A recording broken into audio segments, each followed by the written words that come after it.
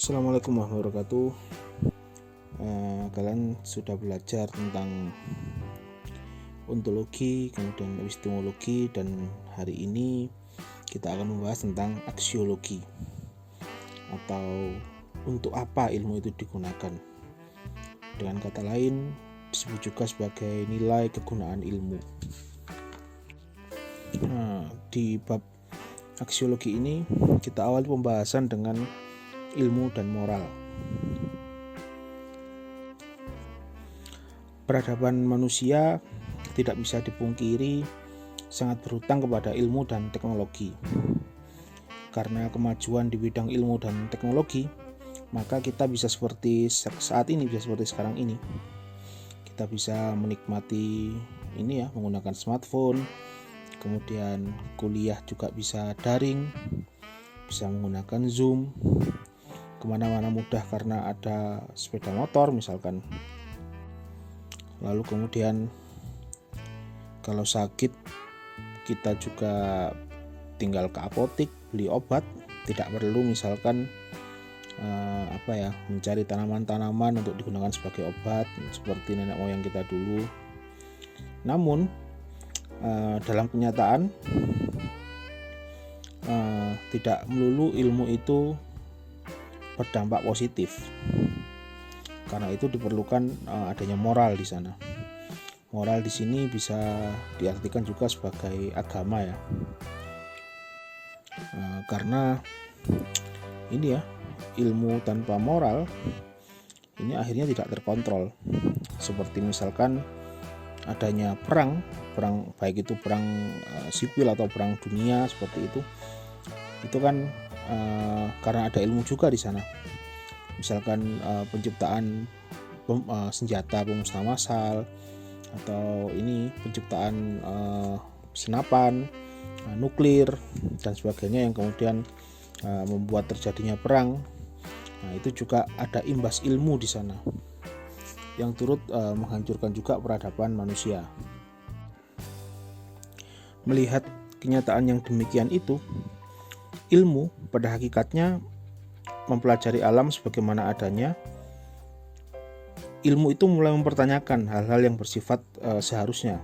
Untuk apa sebenarnya ilmu itu harus dipergunakan, di mana batas penjelajahan ilmu, dan ke arah mana perkembangan ilmu itu diarahkan. Nah, pertanyaan-pertanyaan tadi tidak dijawab atau memang tidak penting untuk dijawab bagi ilmuwan-ilmuwan generasi pertama seperti misalkan Kopernikus, Galileo, dan sebagainya. Namun bagi ilmuwan saat ini yang kita telah mengalami 2 kali perang dunia, bahkan mungkin naudzubillah min dzalik ya, mungkin ada yang ketiga misalkan antara Cina dengan Amerika atau Korea Utara yang sedang giat-giatnya membuat nuklir.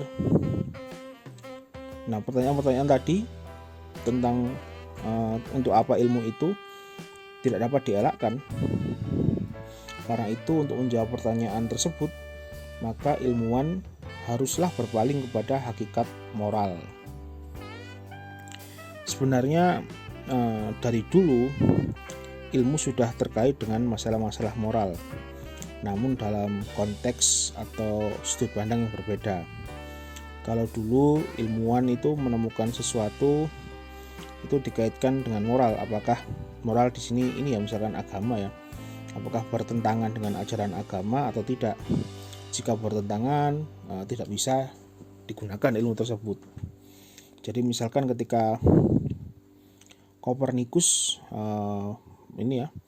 merumuskan teori bahwa bumi yang berputar mengelilingi matahari dan bukan sebaliknya, padahal gereja saat itu mengajarkan bahwa bumi adalah pusat alam semesta, jadi matahari yang mengelilingi bumi. Ternyata setelah diteliti kebalikannya, bumi yang berputar mengelilingi matahari. Nah, saat itu Kopernikus ya dianggap gila. Bahkan ketika di pendapat Kopernikus tadi disokong juga oleh Galileo, malah Galileo diadili karena dianggap melawan gereja. Dengan atas pernyataan bahwa pusat alam semesta adalah matahari dan bumi mengelilingi matahari.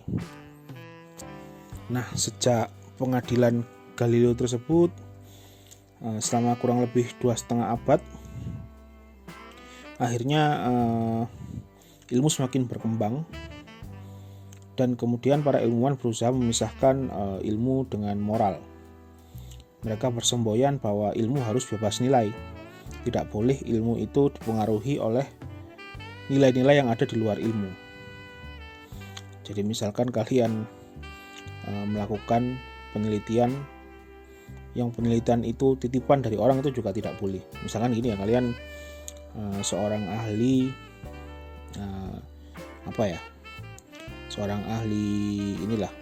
ahli tanah misalkan, kemudian kalian dapat, atau ahli lingkungan, kemudian kalian dapat proyek dari sebuah pabrik itu ingin membuka cabang di kota kecil, di desa gitu, dan lalu kemudian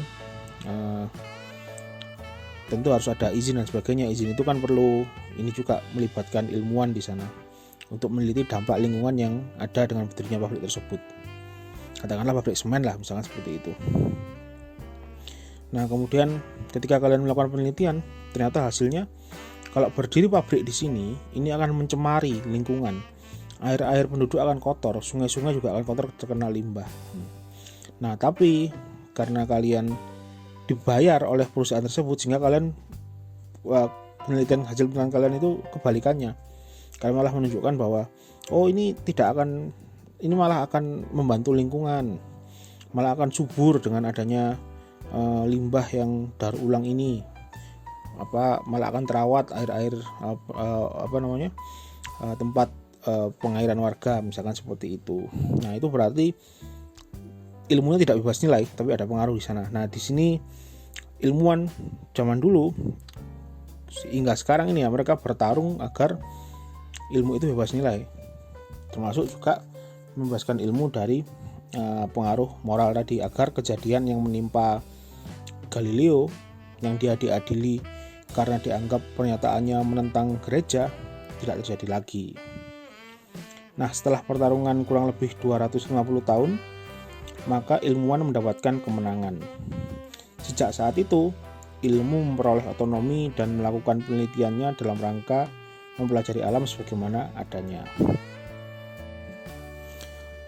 Dari sana ilmu kemudian terus berkembang. Era-era awal dulu, era Galileo, Copernicus, itu masih tahap kontemplasi, di mana mereka berkontemplasi, melihat gejala alam, lalu kemudian berkontemplasi dan kemudian merumuskan hasilnya. Misalkan kalau lempeng bumi bergeser sepersekian, nanti akan berakibat adanya tsunami, misalkan seperti itu. Tahap kontemplasi. Nah, saat ini ilmu sudah beralih ke tahap manipulasi. Jadi manusia berusaha memanipulasi gejala alam, misalkan ini ya, berbekal ilmu atau konsep mengenai kaitan antara hutan gundul dan banjir. Lalu kemudian ilmuwan berusaha mengembangkan teknologi untuk mencegah terjadinya banjir. Sama seperti tadi, berbekal pengetahuan tentang lempeng bumi dan laut misalkan, ilmuwan kemudian berusaha untuk menemukan teknologi, misalkan ini ya, mendeteksi tsunami atau bahkan mungkin penangkal tsunami. Di Jepang itu kan sudah ada alat mendeteksi tsunami, karena sering sekali Jepang terkena musibah itu ya. Bahkan selain tsunami juga gempa ya. Bahkan orang-orang Jepang itu punya teknologi ini rumah yang anti gempa, sehingga kalau ada gempa ya rumahnya tetap berdiri kokoh. Nah, itu jadi dari tahap kontemplasi, dari tahap penemuan-penemuan teori sampai ke tahap manipulasi, mengatasi apa-apa yang dibutuhkan oleh manusia, seperti itu. Dalam tahap manipulasi ini, maka masalah moral muncul kembali, namun berbeda konteks dengan masalah moral yang dimiliki ilmuwan pada era kontemplasi. Kalau dalam tahap kontemplasi, masalah moral berkaitan dengan hubungan antara ilmu ini ya, yang kemudian dibenturkan dengan moral, seperti misalkan gereja yang melarang Galileo melakukan penelitian tentang tentang pusat alam semesta misalkan. Sedangkan dalam tahap manipulasi, masalah moral berkaitan dengan cara penggunaan pengetahuan ilmiah itu sendiri. Untuk apa ilmu itu digunakan? Misalkan kalau menciptakan bakso gitu, nah kira-kira penciptaan bakso itu lebih banyak positifnya atau negatifnya? Nah itu kemudian yang menjadi pertanyaan menjadi pertanyaan ilmuwan-ilmuwan pada era manipulasi. Nah, dihadapkan dengan masalah moral terkait dengan ilmu tadi dan teknologi yang bisa saja bersifat merusak, para ilmuwan terbagi ke dalam dua golongan pendapat. Yang pertama, golongan pertama ini tetap ingin agar ilmu bersifat netral dan bebas nilai. Dalam hal ini pendapat mereka diperkuat dengan alasan bahwa pengetahuan kita fokus kepada pencarian ilmu atau menemukan sesuatu seperti itu. Terserah orang lain menggunakannya untuk apa. Apakah pengetahuan itu dipergunakan untuk hal yang baik ataukah digunakan untuk hal yang buruk. Jadi anggap saja pisau seperti itu ya, mau dipakai untuk memasak atau mau dipakai untuk mengancam orang misalkan, ya itu urusan masing-masing individu. Kita hanya menciptakan pisaunya saja. Itu golongan pertama. Nah, golongan kedua sebaliknya berpendapat bahwa netralitas ilmu terhadap nilai hanyalah terbatas pada metafisik keilmuan. Sedangkan dalam penggunaannya, bahkan pemilihan objek penelitian, maka kegiatan keilmuan harus berlandaskan asas-asas moral. Jadi secara mudahnya ilmuwan golongan kedua ini setuju sebenarnya memisahkan ilmu dengan moral. Tapi yang mereka setujui adalah ini ya. Jadi tadi ya Galileo tadi ya contohnya ya. Gereja yang kemudian menentang Galileo padahal Galileo yang benar. Nah, itu harus dipisahkan. Nah, namun ilmuwan golongan kedua ini sepakat bahwa ilmu itu digunakan untuk apa itu harus sesuai juga dengan moral atau dengan nilai-nilai. Jadi kalau yang pertama tadi benar-benar bebas nilai, kalau yang kedua ini tujuan digunakannya ilmu tersebut harus terikat oleh nilai, seperti itu. Golongan yang kedua tadi ini mendasarkan pendapatnya pada beberapa hal. Misalkan, yang pertama, sudah terbukti jika ilmu tanpa moral itu akan digunakan secara destruktif atau merusak oleh manusia. Contohnya ya adanya Perang Dunia Pertama, Perang Dunia Kedua, yang itu semua menggunakan teknologi keilmuan. Karena itu sudah seyogyanya ilmu itu juga harus dilandasi oleh moral agar tidak semakin merusak seperti itu. Dengan demikian, golongan kedua bersepakat bahwa ilmu secara moral harus ditujukan untuk kebaikan manusia tanpa merendahkan martabat dan mengubah hakikat kemanusiaan. Oke, itu tadi bahasan yang pertama. Yang kedua terkait dengan nilai kegunaan ilmu adalah tanggung jawab sosial ilmuwan. Jadi sebagai ilmuwan tentu kita memiliki tanggung jawab sosial yang harus dipertanggungjawabkan kepada masyarakat. Seorang ilmuwan seharusnya tidak berhenti pada penelitian atau penelaahan dan keilmuan secara individu saja, namun juga ikut bertanggung jawab agar produk keilmuan sampai dan dapat dimanfaatkan oleh masyarakat. Jadi tidak hanya pintar sendiri, tapi juga bisa bermanfaat juga ilmunya untuk masyarakat luas. Nah, sebenarnya sejak dahulu kala beberapa negara itu sudah punya semacam perkumpulan ilmuwan yang tugasnya untuk memberikan edukasi ke masyarakat. Misalkan Raja Charles II dari Inggris. Dia mendirikan The Royal Society. The Royal Society ini tugasnya untuk mengcounter pemikiran paham-paham radikal yang berkembang di masyarakat Inggris pada saat itu. Jadi saat itu masyarakat Inggris sedang gemar-gemarnya memfitnah orang sebagai tukang sihir. Dan kalau orang yang sudah difitnah sebagai tukang sihir, maka dia akan dibakar hidup-hidup.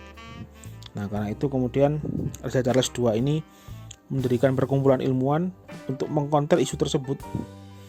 Di kita mungkin sama ya, dulu ketika saya kecil itu ada isu tentang ninja yang bisa menculik anak-anak, atau kemudian kolor hijau, atau yang terbaru babi ngepet.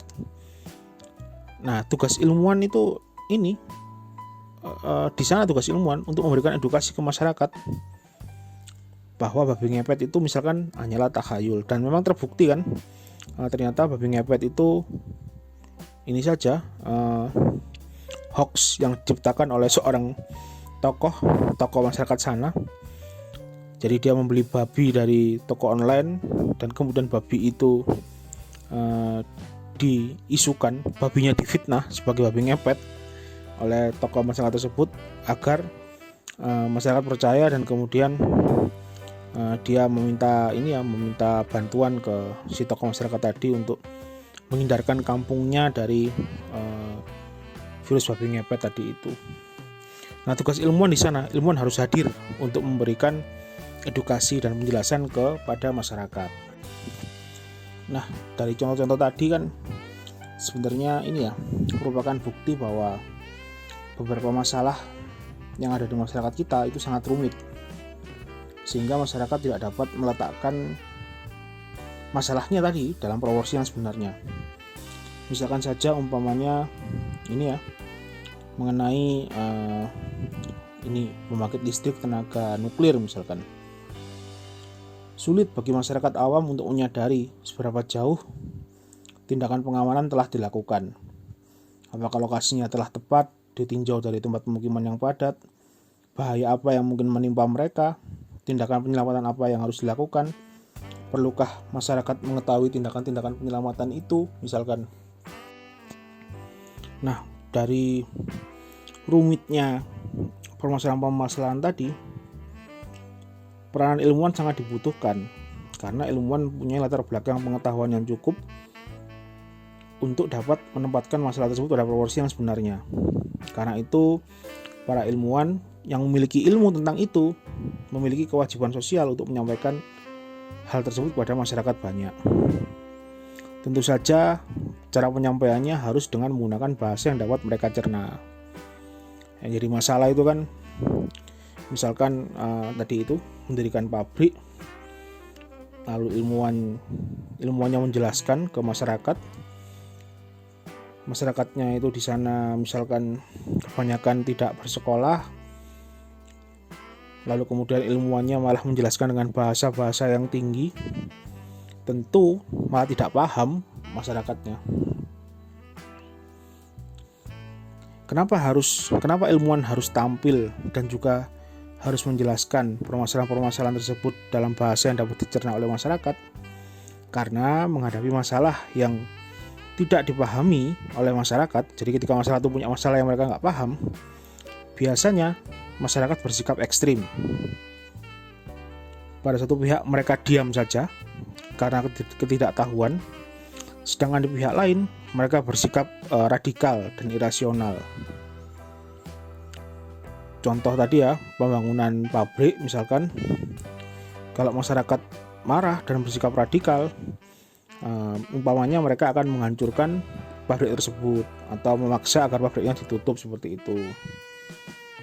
Tanggung jawab sosial seorang ilmuwan dalam hal ini adalah memberikan perspektif yang benar tentang untung dan ruginya, baik dan buruknya, sehingga penyelesaian yang objektif dapat dimungkinkan.